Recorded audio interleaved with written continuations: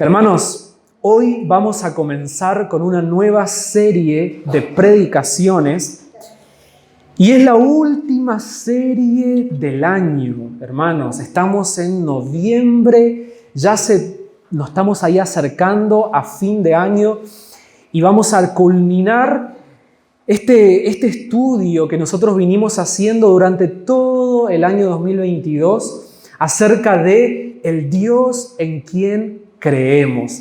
Ese era nuestro tema del año, nuestro lema para este año, el Dios en quien nosotros creemos. Y ahí fuimos viendo muchas cosas en relación a esto.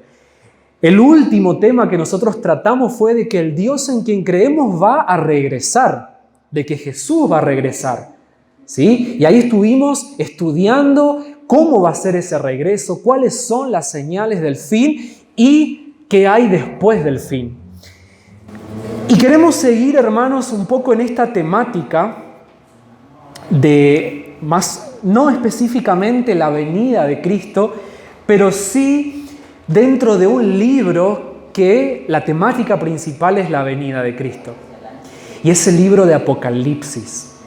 Esta última serie de predicaciones las vamos a hacer en base a las 7 cartas a las iglesias que aparece en Apocalipsis. ¿Ustedes saben cuáles son esas 7 iglesias que aparece ahí? Éfeso, Esmirna, Pérgamo, Tiatira, Sardis, Filadelfia y Laodicea. 7 cartas a 7 iglesias. Y hoy nosotros vamos a comenzar con esta serie que se llama Dios requiere de nosotros. Y ahí vamos a analizar cada sábado hasta fin de año, justo nos da ahí 7 sábados de acá en adelante, vamos a analizar cada una de estas cartas a cada una de las iglesias. Para ver qué es lo que Dios requería de esa iglesia a quien escribió esa carta, pero también nosotros entendemos que es para toda la iglesia de Jesucristo de todos los tiempos. Por lo tanto, es también para nosotros. Amén. Y es por eso que hoy vamos a analizar la primera carta a la primera iglesia que aparece en Apocalipsis capítulo 2. Así que yo ya los invito a que vayamos a Apocalipsis capítulo 2.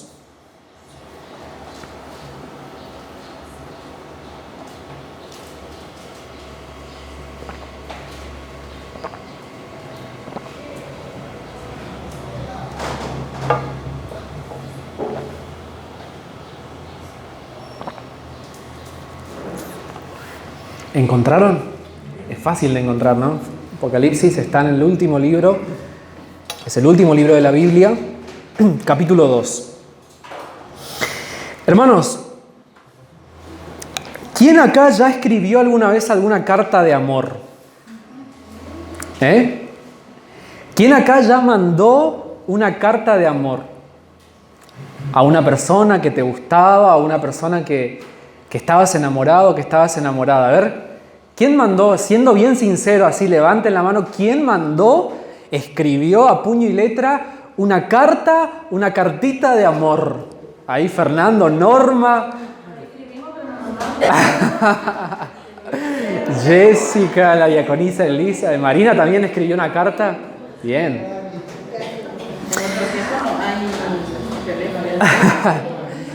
¿Y quién alguna vez recibió una carta de amor? Porque es otra cosa, ¿no? Quizás muchos escribimos, pero ¿quién acá recibió alguna vez una cartita, una esquelita, decimos en Misiones? Una cartita de amor. A ver. Ahí todos levantando la mano. Muchos van a decir que estas cartas que Juan, cuando tuvo la revelación y que cuando tuvo la visión para escribir, ¿no es cierto?, todo el libro de Apocalipsis, muchos van a decir que son las cartas de amor de Jesús para estas iglesias. Es una carta, cada una es una carta de amor. Y vamos a ver que Jesús mandó a escribir estas cartas, y son 7, a las 7 iglesias de Asia Menor. Muchos van a coincidir de que en realidad habían más iglesias en esa región, pero estas 7 que ustedes nombraron eran las 7 principales. Y si ustedes alguna vez leyeron el libro de Apocalipsis, el número 7 se repite varias veces. ¿Se acuerdan? ¿Quién leyó acá? Yo estoy haciendo preguntas. ¿Quién leyó el libro de Apocalipsis completo? A ver. Varios. Bien.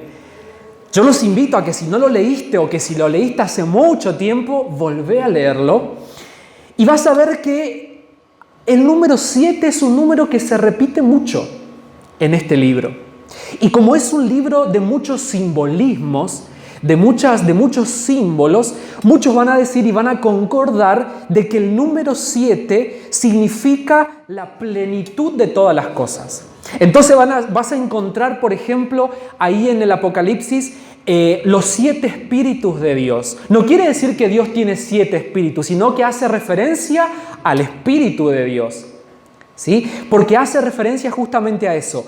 Es como el número perfecto, el número de la plenitud. Y muchos van a concordar de que como son 7 iglesias y son 7 cartas, en realidad son mensajes para todas las iglesias, para la totalidad de las iglesias de Jesucristo, desde el momento en que fueron escritas estas cartas hasta el último día antes de que Cristo venga. Entonces son cartas, hermanos, para nosotros, para que nosotros las leamos, para que prestemos atención qué es lo que Dios requiere de cada iglesia en esa carta que mandó y escribió.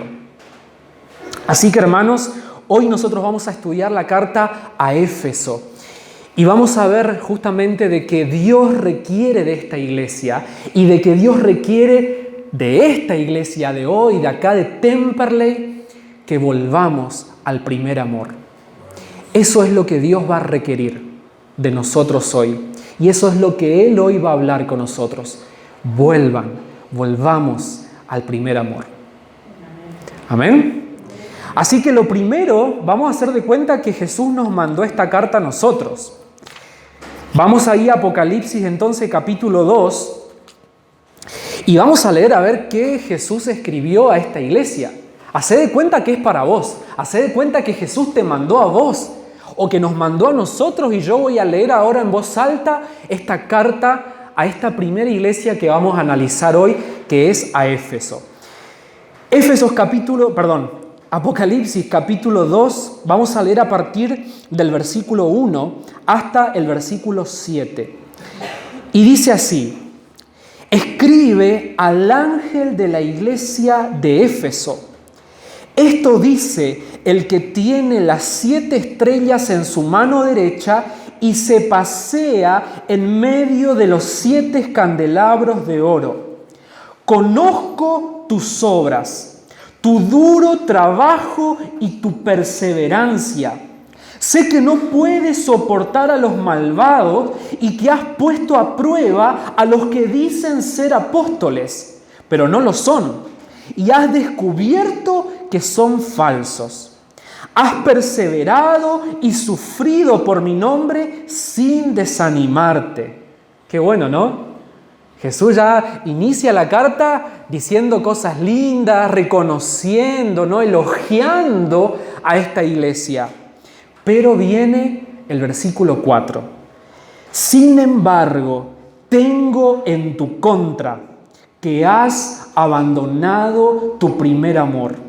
Recuerda de dónde has caído. Arrepiéntete y vuelve a practicar las obras que hacías al principio.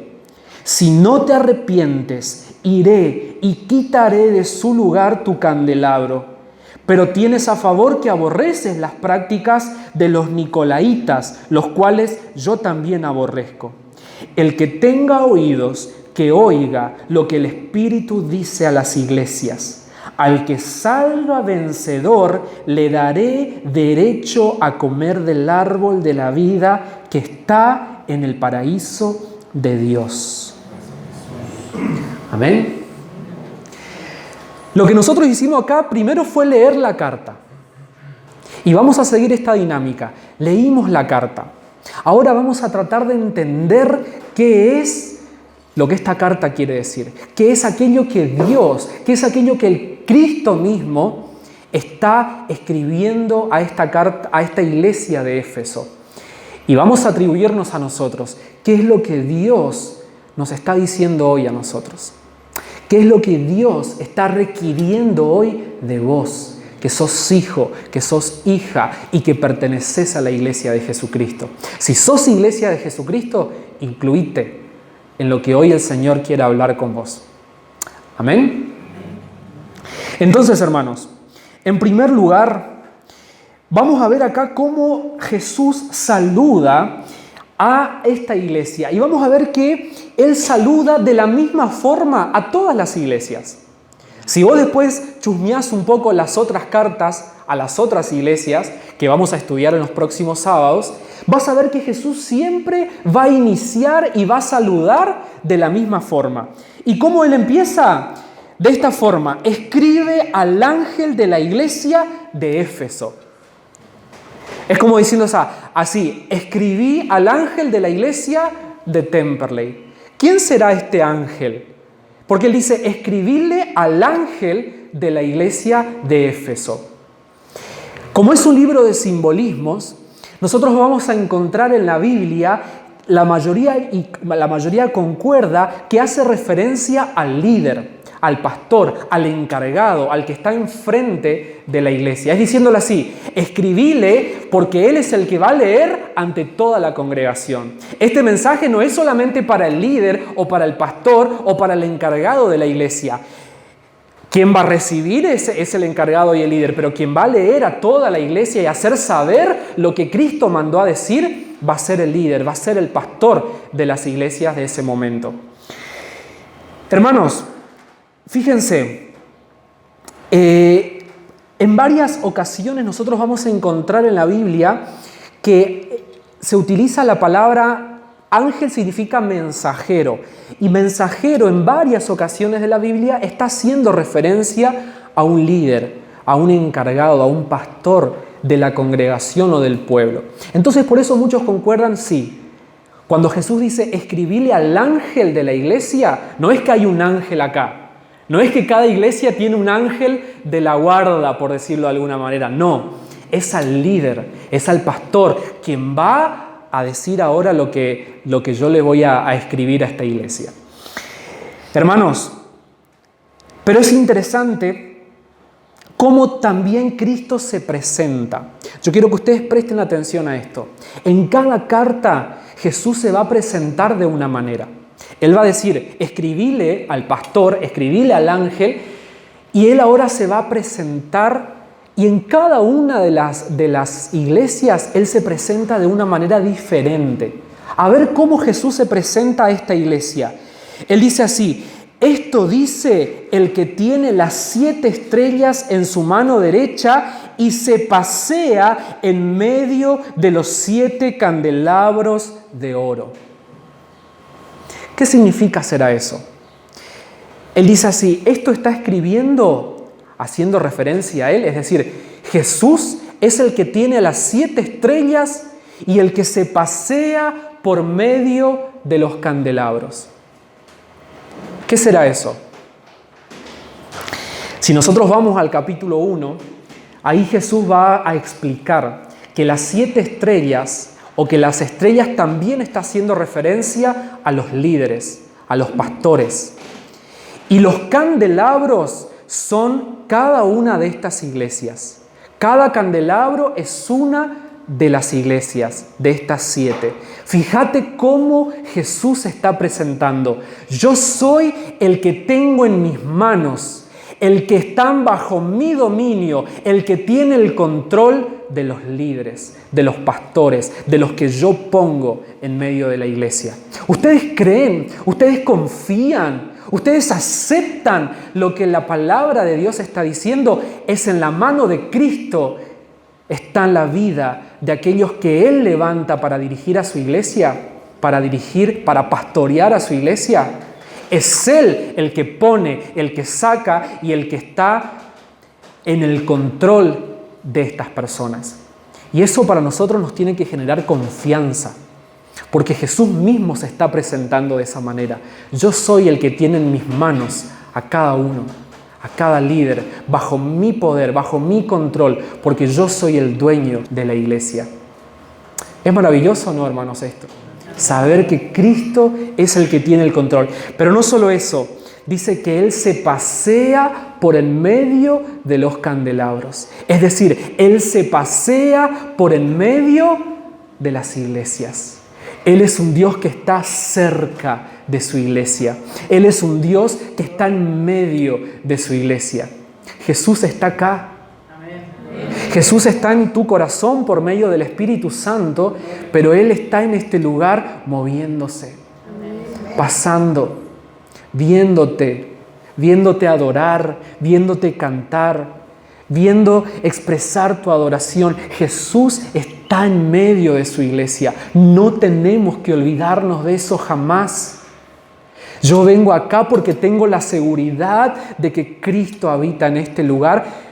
Y yo me refiero en medio de la iglesia, en medio de sus hijos. No en este lugar físico, en medio de la congregación de la iglesia. Él habita, Él se pasea y Él recibe adoración de sus hijos. Ese es Jesús y es de esa manera Él se presenta. Yo tengo el control de todas las cosas, iglesia, y yo estoy en medio de ustedes. ¿Ustedes confían? Amén. Hermanos, otra cosa interesante es que Jesús en cada una de estas cartas, Él va a hacer una evaluación. Él va a hacer como una radiografía. Él está en el control de la iglesia, está en el control de sus líderes, de las personas. Él se pasea, Él se mueve, Él está en medio de nosotros, pero Él analiza cada corazón. Él hace una radiografía de cómo está su iglesia, de cómo está su pueblo, cómo está Pamela hoy, cómo está Marina, cómo se encuentra Ivana. Él presta atención, Él analiza cada uno de nuestros corazones, hermanos. Por eso yo decía, nuestro Dios es un Dios vivo, nuestro Dios es un Dios que actúa acá en medio de nosotros. Él está acá y nosotros no podemos no ser sinceros con Él hoy. No podemos pensar que estamos acá y cantar y que Él no está escuchándote, que Él no está recibiendo tu adoración. Él es un Dios vivo, es un Dios personal y es un Dios atento a cada uno de nosotros. Y Él va a hacer un análisis de cómo está la iglesia de Éfeso, porque Él la conoce. El único que puede hacer un análisis o la forma de analizar y de hacer una radiografía justamente es ver el panorama, es conocer. Jesús conoce. Él conoce cómo vos estás y Él conoce de forma general cómo está esta congregación. Y acordate que vos sos parte. Acordate que esta iglesia se conforma por cada uno de nosotros. Y la radiografía que Jesús hace, el análisis que Él hace, lo hace de su iglesia en forma general. Vos estás dentro. Amén. Así que no digamos acá, no, lo que Jesús va a decir, no, a mí no me incumbe, eso no es para mí. Nosotros tenemos esa tendencia, ¿no? Eso no es para mí, eso es para esa persona que justo hoy no vino, ¿no? No. Es saber, Señor, esto, cómo está, lo que vos hoy estás hablando, lo que hoy vos estás enseñando con tu palabra, ¿cómo está mi corazón en relación a eso? Se habla del amor, se habla de la paciencia, se habla del perdón. Señor, ¿cómo está mi corazón o cómo está mi vida con respecto a este tema? ¿Cómo estoy yo? Y Dios ahí va a analizarte, Dios va ahí a probar tu corazón. ¿Y cuál es el análisis que Él hace de esta iglesia? ¿Cuál es el análisis que Jesús hace de esta primera iglesia? Es lo siguiente. Vamos a ver desde el versículo 2 al 3. Él dice así: conozco tus obras, tu duro trabajo y tu perseverancia, Sé que no puedes soportar a los malvados y que has puesto a prueba a los que dicen ser apóstoles, pero no lo son. Y has descubierto que son falsos. Has perseverado y sufrido por mi nombre sin desanimarte. Esa es la primera evaluación que Jesús hace de esta iglesia. Una iglesia trabajadora. Una iglesia esforzada. Una iglesia que cuidaba y tenía mucho celo con la doctrina, con la enseñanza. Porque dice así, que venían apóstoles, venía gente a enseñar y ellos lo ponían a prueba. Y veían si eran apóstoles verdaderos o no, de acuerdo a lo que estaban enseñando. Era una iglesia esforzada, perseverante y que celaba por la doctrina, por la enseñanza de los apóstoles. Hermanos, esta ciudad era una ciudad que era muy concurrida, era una ciudad portuaria, donde más o menos para que ustedes tengan una idea, Éfeso se encontraba donde hoy es Turquía, para que tengan una idea, para que después se ubiquen. Más o menos estaba en ese lugar ubicado, donde hoy es Turquía. Y era una ciudad donde pasaba mucha gente, donde también había mucha idolatría, mucho paganismo.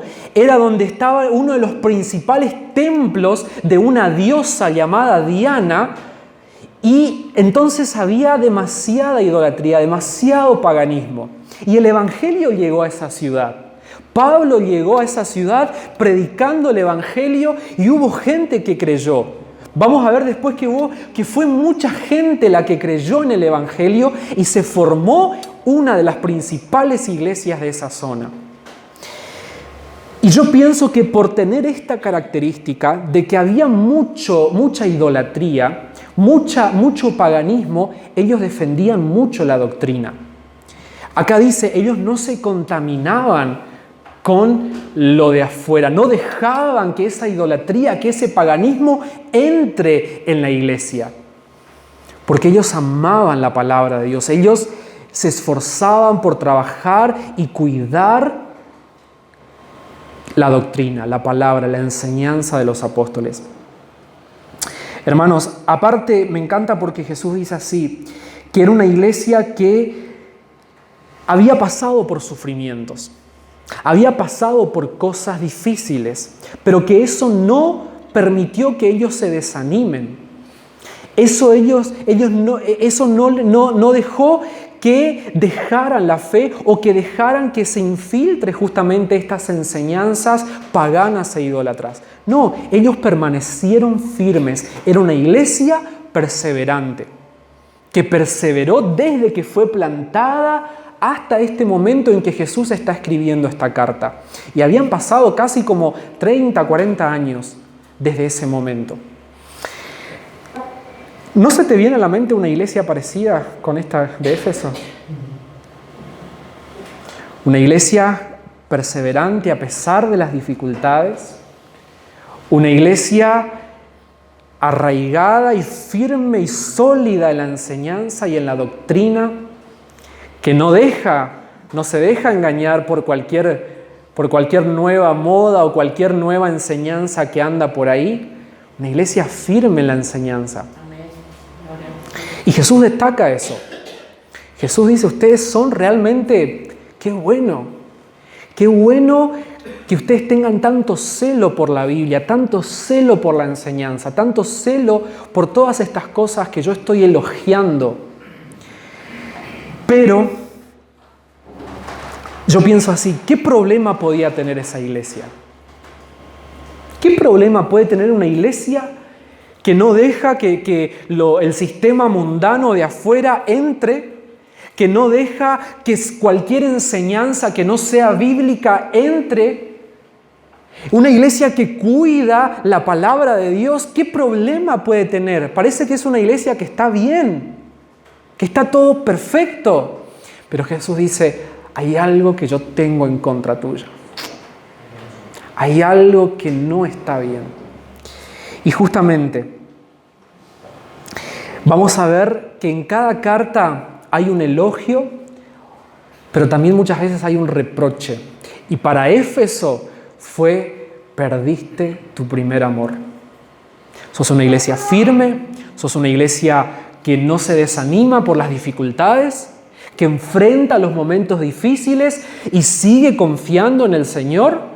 A pesar de las dificultades, a pesar de los problemas, mantuviste tu confianza firme en Dios. Eso no te movió. No dejaste que cualquiera venga a entrometerse, sino que guardaste la doctrina. Pero hay algo que yo tengo en contra tuya, y es que dejaste tu primer amor. ¿Y qué es este primer amor, hermanos? Y este es el mensaje que Dios hoy está requiriendo de nosotros. Vuelvan, regresen al primer amor. Y muchos van a concordar, hermanos, de que, en primer lugar, lo que nosotros podemos entender que Dios está requiriendo hoy de vos, que Dios está requiriendo hoy de mí y que Dios requiere de esta iglesia, es hacer las cosas por amor. Toda actividad, toda acción que no es motivada por el amor sincero al Señor, no tiene valor delante de Dios. Ellos guardaban la doctrina, ellos obedecían, ellos no se contaminaron, ellos no dejaron que se infiltre el sistema de Éfeso, que era pagano, que era idólatra. Hacían un montón de cosas, un montón de actividades, pero eso se volvió una costumbre. Eso se volvió una tradición, porque no se estaba haciendo más para el Señor. No se estaba haciendo más con el amor con cual ellos iniciaron al principio. Hermanos, todas las cosas que no son hechas con amor se puede volver una simple rutina, un simple hábito, una simple tradición. Guardar ciertas cosas, obedecer ciertas cosas, servir a Dios acá en la iglesia, hacer algunas cosas porque soy cristiano, sin entender que lo hago por amor a Dios, es un simple hábito, es una simple tradición, es una simple costumbre. Y Dios está diciendo: no, todo lindo, todo perfecto, pero no. Hermanos, ¿y quién es la fuente del amor? ¿Por qué ellos dejaron de hacer las cosas sin amor? ¿De dónde proviene que nosotros podamos hacer las cosas con amor? ¿Cómo nosotros podemos obedecer por amor? ¿Cómo nosotros podemos permanecer firmes por amor? ¿Cómo podemos guardar las cosas que la palabra de Dios nos enseña por amor? ¿Quién es la fuente de amor? ¿Quién es amor? Dios. Dios. Hacer las cosas sin amor es hacer las cosas sin Dios. Decir que yo soy cristiano o ir a la iglesia sin entender que lo hago por amor a Dios y porque conozco al Señor y porque vengo a adorar a Dios, lo estás haciendo, no voy a decir la palabra. Eso no tiene valor delante de Dios. No sirve para nada. No te sirve guardar ciertas cosas, no te sirve ser celoso por la iglesia, por la doctrina, por la institución, por la palabra de Dios, por Dios mismo, si vos en tu corazón no entendés que haces eso por amor a Él. Eso se volvió una rutina, eso se volvió una costumbre. Hermanos, abandonar el primer amor es dejar de ser conducido por el Espíritu Santo, es dejar de ser guiado por el Espíritu. Como yo no estoy haciendo las cosas por amor, como yo no estoy haciendo las cosas que hago supuestamente para Dios porque amo a Dios, lo estoy haciendo con mis propias fuerzas. Lo estoy haciendo con mi propio esfuerzo, no lo estoy haciendo con la ayuda y en la comunión con el Espíritu Santo. No lo estoy haciendo guiado por el Espíritu Santo. Y Pablo dice, Nosotros ahora somos guiados por el Espíritu, ya no somos guiados por la ley, ya no somos guiados por nuestra propia carne, somos guiados por el Espíritu que habita en nosotros. Guardamos la palabra de Dios, obedecemos al Señor, somos parecidos cada día más a Él, no por costumbre, no por esfuerzo humano, por el poder del Espíritu Santo. Y si yo saco la guía del Espíritu, si yo saco el hacer las cosas por amor al Señor, de nada me sirve. No estoy siendo guiado por el Espíritu de Dios. Por lo tanto, lo estoy haciendo con mis propias fuerzas. ¿Por qué cuesta a veces obedecer? ¿Por qué cuesta a veces disfrutar de venir acá, de tener este tiempo de comunión, de obedecer al Señor? Porque lo querés intentar hacer con tus fuerzas y no bajo la guía y el poder del Espíritu Santo que habita en vos. Estamos siendo igual que Éfeso. Somos guardadores de la doctrina, entendemos perfectamente todas las cosas, pero lo hacemos por costumbre, lo hacemos por tradición. Nos olvidamos que es por medio del Espíritu. Nos olvidamos que es por amor a aquel que dio su vida por nosotros y que es por Él que podemos todas las cosas. Éfeso daba más valor a la doctrina de Dios que al Dios de la doctrina. El Espíritu Santo se había convertido como en un punto más de la doctrina teológica de Éfeso en lugar de ser la persona divina que debe gobernar a la iglesia. ¿Crees en el Espíritu Santo? Sí, porque está dentro de los puntos de mi doctrina que yo creo. ¿Guardás tal cosa? Sí, porque está ahí y bueno, y lo hago porque está ahí. Pero no vivís. No dejás que sea Él el que te guíe. No lo haces con su ayuda. No lo haces por amor. Hermanos, dejamos de hacer las cosas por amor y por lo tanto dejamos de ser guiados por el Espíritu Santo cuando dejamos de tener comunión con Dios. Entendimos que esto del primer amor tiene que ver primero con hacer las cosas por amor a Dios. Pero yo puedo hacer las cosas por amor a Dios cuando yo dejo que el Espíritu Santo sea el que me guíe y el que me llene de ese amor que proviene de Dios. Pero yo dejo de tener esa guía o dejar que Él sea el que me guíe cuando yo dejo de tener comunión con Él. La iglesia de Éfeso había dejado de tener comunión con Dios. La iglesia de Éfeso había dejado de tener intimidad con Dios. Por eso estaba haciendo las cosas por hacer. Estaba haciendo las cosas porque, bueno, ya era una costumbre. Los primeros apóstoles guardaron la doctrina, fueron tan firmes en guardar la enseñanza, bueno, nosotros también lo hacemos, porque así nos enseñaron, pero habían dejado de tener comunión con Dios. Hermanos, ¿y tener comunión con Dios qué es? Porque es eso lo que hoy Dios te está diciendo. Esa es la solución. Esa es la forma de volver al primer amor, volver a tener comunión con Dios. No es acordarte de cómo vos tenías comunión con Dios al principio. Ay, el primer amor, cuando yo recién conocí al Señor y oraba y ayunaba y leía la Biblia. No, el primer amor es sostener eso hasta el día que Cristo venga. Es sostener la misma intensidad, la misma comunión y profundizarme aún más hasta el día en que Jesús venga. Dios te invita y Dios requiere hoy de su iglesia, sí, que guarde la doctrina, sí, que sea firme, que no se contamine con el sistema del mundo, pero que no haga eso sin tener comunión con Él. Hermanos, ¿y qué es tener comunión con Dios? En Mateo 6, vamos a abrir Mateo 6, vamos a leer a partir del verso 5.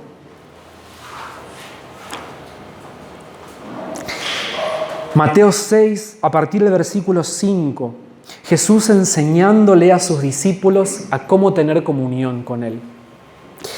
Cuando oren, no sean como los hipócritas, porque a ellos les encanta orar de pie en las sinagogas y en las esquinas de las plazas para que la gente los vea. Les aseguro que ya han obtenido toda su recompensa. Pero tú, cuando te pongas a orar, entra a tu cuarto, cerrá la puerta y orá a tu Padre que está en lo secreto.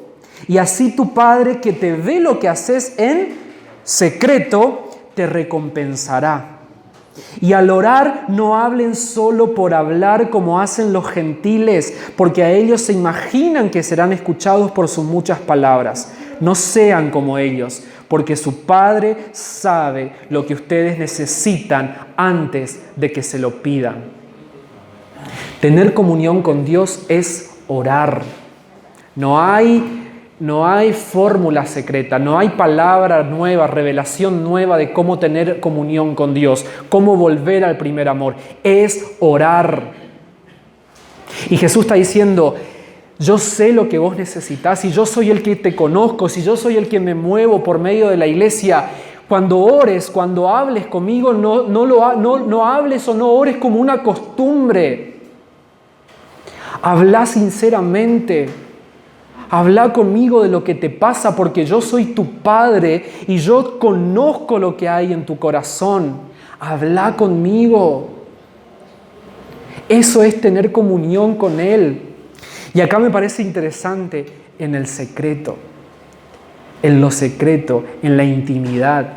Volver al primer amor es tener intimidad, es tener secreto, es tener momentos secretos con el Señor. No donde todo el mundo acá te ve y que vos querés.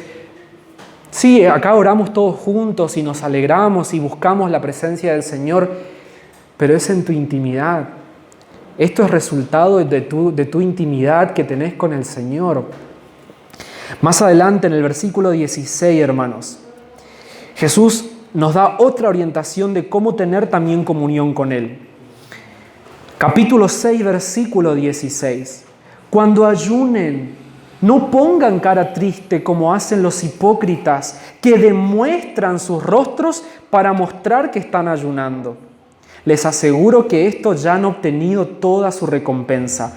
Pero tú cuando ayunes, perfúmate la cabeza, lávate la cara, para que no sea evidente ante los demás que estás ayunando, sino solo ante tu Padre, que está ¿en dónde? En lo secreto. Y tu Padre que te ve lo que se hace en secreto te va a recompensar. Ayunar, dejar de comer o dejar de hacer cosas que por ahí nosotros las hacemos cotidianamente para separar un tiempo exclusivo de búsqueda intensa, de oración y lectura de la palabra de Dios, de la presencia de Dios. Porque lo necesitamos, porque necesito vencer mi carne, necesito justamente adiestrar mi carne. Por eso separo ese tiempo, dejo de comer por unas horas, dejo el celular, dejo de hacer algo que me ocupa tiempo para dedicarlo específicamente a buscar a Dios. Y no lo hago como una costumbre o para que todo el mundo me vea. Lo hago porque quiero tener intimidad con el Señor, porque me quiero llenar del Espíritu Santo, porque quiero no ser guiado más por mi carne, quiero ser guiado por Él y de esa forma hacer las cosas por amor. Orar, ayunar de esta forma. Hermanos, Salmo capítulo 1, el Salmo 1.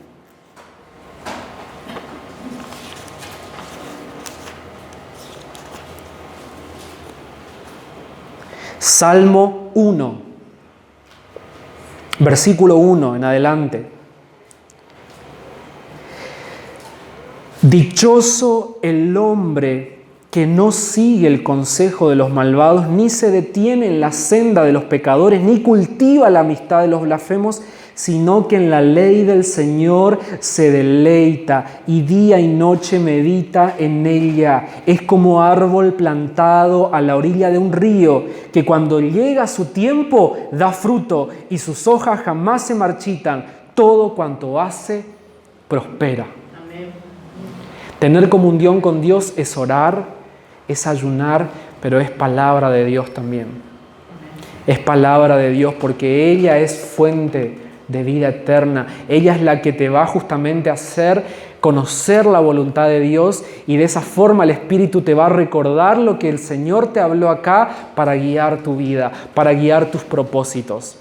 Hermanos, tiempo con la palabra de Dios. David dice, dichoso aquel que se deleita, aquel que encuentra placer en leer la palabra de Dios, porque da fruto, y todo cuanto hace prospera. Fíjate los beneficios de leer la palabra de Dios, pero no solo de leerla, de deleitarse y de meditar, que es agarrar y saber, bueno, ¿qué Dios me quiere hablar? Señor, ¿qué es lo que vos estás queriendo enseñarme acá? No leer por leer, no leer por costumbre. Acordate, no se trata de costumbre, no se trata de un simple hábito, se trata de vida, se trata de tener esa intimidad con Dios por medio de esta forma. Oración, palabra, ayuno. Pero también, hermanos, Lucas capítulo 10. Versículo 38 al 42.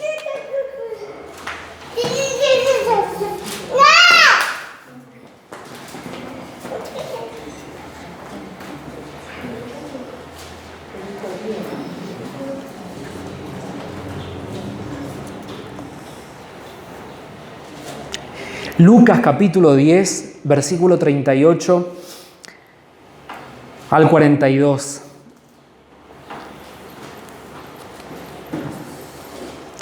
¿Encontraron? Dice, mientras iba de camino con sus discípulos, Jesús entró en una aldea y una mujer llamada Marta lo recibió en su casa. Tenía ella una hermana llamada María que sentada a los pies del Señor escuchaba lo que Él decía. Marta, por su parte, se sentía abrumada porque tenía mucho que hacer. Así que se acercó a Él y le dijo, Señor, ¿no te importa que mi hermana me haya dejado sirviendo sola? Dile que me ayude. Marta, Marta, le contestó Jesús, estás inquieta y preocupada por muchas cosas, pero solo una es necesaria. María ha escogido la mejor y nadie se la quitará. ¿Qué estaba haciendo María sentada a los pies de Jesús? Escuchando lo que Él decía. Eso es la intimidad. Eso es la comunión con Dios. Es sentarte y empezar a hablar con Él. Abrir tu corazón. No hablar por hablar. Ser sincero. Señor, acá estoy. Tal vez lo estás haciendo en un momento de ayuno o no, pero es orar y hablar con Él. Ir a la palabra de Dios y escuchar lo que Él dice. Pero hay un montón de cosas que hacer, no tengo tiempo, estoy con miles de cosas por hacer. Que la casa, que mis hijos, que mi trabajo. Hay muchas cosas. Santi, es muy lindo, pero no puedo sentarme a escuchar lo que Jesús me dice. Marta, Marta, estás muy abrumada, estás muy inquieta, te estás preocupando por un montón de cosas que, al fin y al cabo, no son prioritarias. Puede que sean importantes, pero no son prioritarias. Una cosa sí es necesaria. Una cosa sí es prioridad. Y María lo ha escogido. Amén. María se sentó a mis pies a tener intimidad conmigo, a escuchar lo que yo tengo que decirle.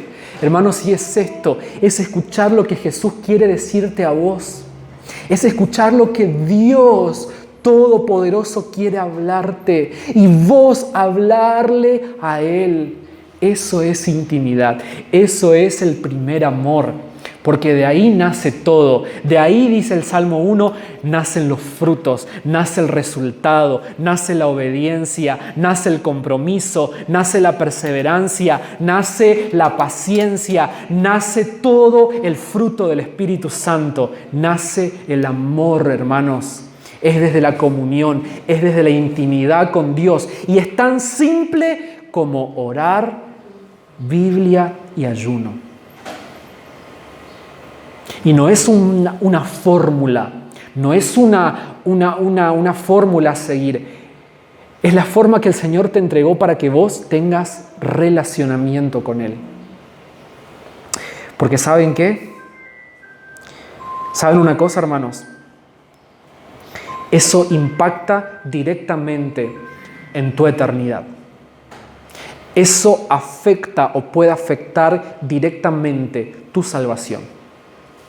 Porque Jesús le está diciendo así: si ustedes no vuelven al primer amor, si ustedes no regresan a las primeras obras, yo voy a sacar el candelabro de ustedes. Ustedes van a dejar de ser mi iglesia. Una iglesia que conoce a Dios, que conoce la palabra, que es firme, que es seria, pero que no tiene intimidad con el Señor, no sirve. No sirve. Y vos sos la iglesia y yo soy la iglesia. No es el pastor, no es el líder. Sos vos, soy yo, somos todos nosotros. Hermanos,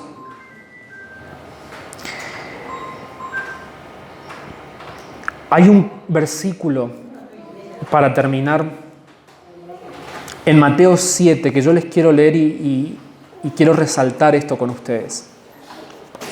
Mateo 7.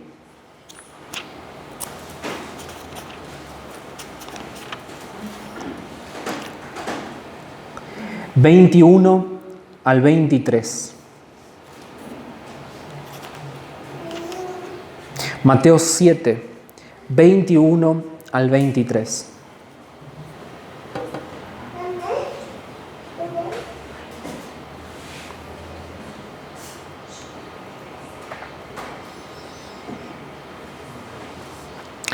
No todo el que me dice Señor, Señor, entrará en el reino de los cielos, sino solo el que hace la voluntad de mi Padre que está en el cielo. Muchos me dirán en aquel día: Señor, Señor, ¿no profetizamos en tu nombre? Y en tu nombre expulsamos demonios e hicimos muchos milagros. Entonces les diré claramente: jamás los conocí. Aléjense de mí, hacedores de maldad. Vos fijate lo crucial que es tener intimidad con Dios. Porque puede llegar ese día, pero Dios, si yo vine a la iglesia, si yo guardé el sábado, si yo creí todos los puntos de la doctrina, si yo hice un montón de cosas, no te conozco. No tuviste intimidad conmigo. ¿De qué te sirvió? Fue una mera costumbre, fue un mero hábito. Lo hiciste sin amor, lo hiciste no siendo guiado y con las fuerzas del Espíritu Santo. Lo hiciste sin tener comunión conmigo. Preferiste ocuparte un montón de otras cosas como Marta y no priorizaste aquello que verdaderamente era necesario. No te conozco. No nos relacionamos. Y no es porque Jesús sea malo. Jamás me hablaste. Jamás fuiste sincero conmigo. Jamás viniste a pedirme consejo. Jamás fuiste guiado por lo que yo podría decirte. Fuiste guiado por tu propia voluntad. Hiciste lo que vos quisiste. No tenemos relación. No te conozco. Tan simple y claro como eso. Hermanos, y es triste porque el comienzo de Éfeso fue un comienzo glorioso. Éfeso, ¿saben cómo comenzó? Y a mí por eso me choca mucho, por eso yo quiero también leer este versículo con ustedes. ¿Saben cómo comenzó Éfeso? Capítulo 19 de Hechos. Si no pueden buscar, no importa, yo se los voy a leer. Hechos capítulo 19. ¿Cómo comenzó esta iglesia de Éfeso?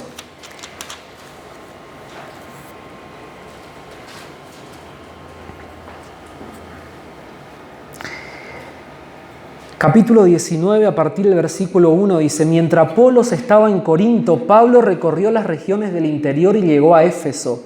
Allí encontró algunos discípulos. ¿Recibieron ustedes al Espíritu Santo cuando creyeron?, les preguntó. No, ni siquiera hemos oído hablar del Espíritu Santo, respondieron. Entonces, ¿qué bautismo recibieron? El bautismo de Juan. Pablo les explicó: el bautismo de Juan no era más que un bautismo de arrepentimiento. Él le decía al pueblo que creyera en el que venía después, es decir, en Jesús. Al oír esto, fueron bautizados en el nombre del Señor Jesús, y cuando Pablo les impuso las manos, el Espíritu Santo vino sobre ellos y empezaron a hablar en lenguas y a profetizar, y eran un total de 12 hombres. Hermanos, versículo 18.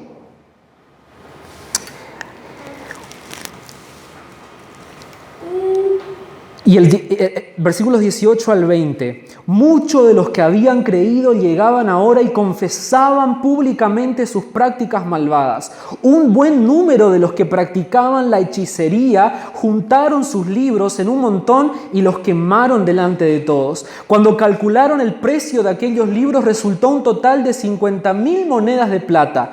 Así la palabra del Señor crecía y se difundía con poder arrollador, dice Hechos. Hermano, Éfeso comenzó con todo. Comenzó con el bautismo en el Espíritu Santo. La iglesia de Éfeso comenzó con el bautismo con el Espíritu Santo, siendo llenos de poder para predicar bajo la guía del Espíritu Santo. Comenzó con un avivamiento, gente convirtiéndose, y con un poder arrollador, dice que la palabra se extendía. Pero ¿qué pasó? Se enfrió. ¿Qué pasó? Eso ya era del pasado. Yo antes oraba y sentía la presencia de Dios. Hasta hablé en lenguas, pero jamás después volví. Antes yo leía la palabra. Eso no es el primer amor. Eso vos tendrías que haber mantenido como tu vida diaria con el Señor. Eso es volver al primer amor. Volver a tener comunión con Dios. Y Jesús dice así: arrepiéntanse, le dice a la iglesia de Éfeso. Arrepiéntanse, es decir, sí, lamentense, sí, analicen esto, pero cambien de actitud, porque si no yo voy a quitar el candelabro de ustedes. Ustedes van a dejar de ser mi iglesia. Pero dice así: aquel que salga vencedor, aquel que venza esto, yo les voy a dar derecho de comer del árbol de la vida. ¿Y cómo nosotros vencemos? ¿Cómo nosotros tenemos victoria sobre la tradición, sobre la costumbre, sobre no hacer las cosas por amor, no hacer las cosas bajo la guía del Espíritu Santo? ¿Cómo vencemos? ¿Cómo salimos victoriosos de eso? Estando cerca de aquel que ya venció. La victoria la conquistó Cristo. Vos no tenés que vencer nada. La victoria la conquistó Jesús. Todo te lleva a que vos estés cerca de Jesús. Todo te lleva a que vos tengas comunión con Jesús, porque Él alcanzó la victoria, porque Él venció. Y si vos permanecés al lado de Él, en comunión con Él, van a venir los resultados. Vas a obedecer, vas a predicar, personas se van a convertir, pero todo desde la intimidad. Los frutos son resultado de la intimidad. Hacer cosas en la iglesia, servir, venir acá, es un resultado de mi intimidad con Dios, no de mi costumbre, no de mi tradición. Y Jesús dice: si vos vencés de esta forma, vos tenés derecho a comer del árbol de la vida, tenés derecho a plenitud de vida. Podés disfrutar de mi presencia, podés disfrutar ahora de toda mi presencia y la vas a disfrutar en la eternidad también. Eso es tener derecho al árbol de la vida, es tener derecho a la plenitud de Dios, a que Dios viva en mí, a que el Espíritu Santo viva en mí, a que el Espíritu me llene y sea Él el que me guíe. Eso es tener plenitud en Dios, eso es volver al primer amor, volver a tener comunión con Dios.